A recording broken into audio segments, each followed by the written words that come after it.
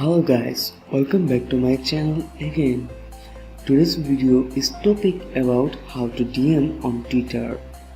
So firstly I want to tell you that if you are new on my channel, then please subscribe and hit the bell icon. So let's get the started video. First you need to open Twitter apps. If you don't have on your mobile phone, then you need to download it from Play Store. Then I have already downloaded it, so I click on Twitter apps. After that, you will see message icon option, then click on it. After that, you will see this interface, maybe press on it.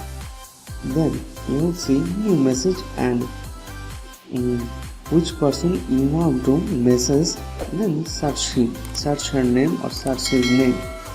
As like I want to send the message to Jack Canfield, then I chose this, then press on next. After that, here you see start a message, as like I type hey, are you there? Then after that you will see a send icon. If you send it, then your message will send.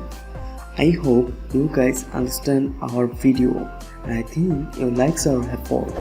If you enjoy video, then don't forget to like, comment, share and subscribe our channel.